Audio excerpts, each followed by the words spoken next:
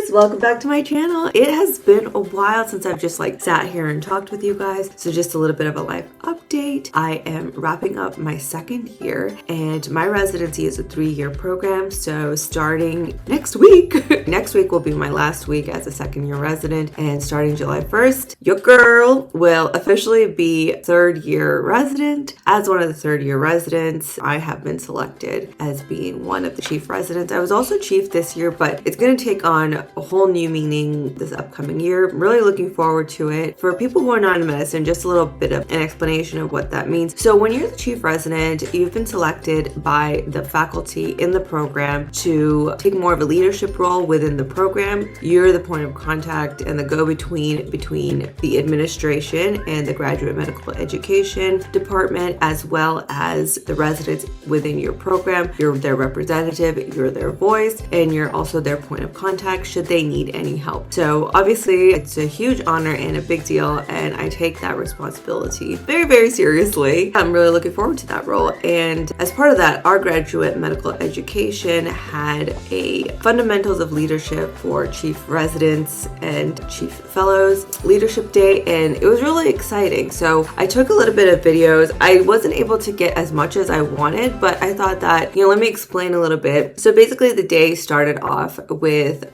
all of us from all the different programs. There was I think around 50 of us that met up in the conference room. We had a series of panels and workshops and discussions that were led by the graduate medical education department. And we also had a couple of previous chiefs from various different programs talk to us and what kinds of things they dealt with as chiefs and how to navigate those experiences. So it's really interesting. One of the most interesting things that I got out of it is that we did the DISC assessment. I'll show you guys what that assessment is. So basically what the benefits and the advantages of doing the DISC assessment is that you really realize what your leadership style is. There's 4 different types. There's dominant, there's influential, there's stable, and conscientious, I believe. Most people fall somewhere among these different groups, and depending on where you are, that tells you which category you most lean into. For me, I found out from my assessment, I fall into the category of being a DI. So if you guys are interested, I can go through in another video what the DISC assessment is, and I personally find it extremely helpful because I feel that when you are self-aware, aware of what your triggers are, your strengths, your weaknesses, it really makes you not only a better team member, a better leader, but also a better person, just because you're aware of how you perceive the world and what kinds of things that you need to work on and what kinds of things you need to be able to be receptive in other people in order to make a good team. It's important to know not one type is not any better or any worse than another type. You need all 4 types in order to make a successful team. Prior to the actual leadership day, they sent out this DISC assessment and we all had to do it. Then our leadership development department for my organization was able to just formulate an entire package of what are different criteria, a package that detailed all the qualities of our categories. So let me show you.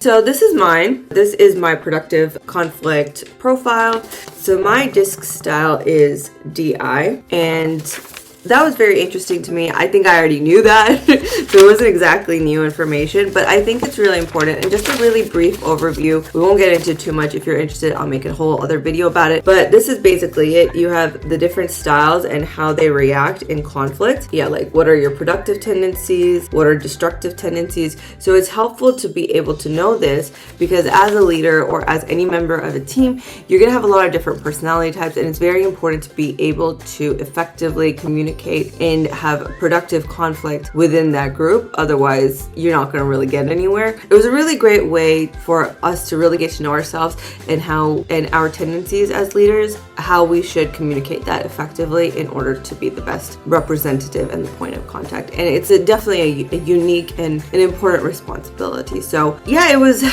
definitely great. After that, like I said, later part of the day, we went through practical matters. That was a chief leadership vlog. So if you're interested, I will definitely go into more detail about the DISC in conflict. I think it was extremely helpful, and I think that I'm definitely going to be incorporating this into one of our leadership days that and my co-chief will be running and organizing for our incoming interns and the remainder of our residents, just because we want to make sure that our team works together in a productive and flawless manner. All right, well, I hope that was a little bit interesting. This was a really short little video, just a quick check-in, and hope you guys liked it. Bye.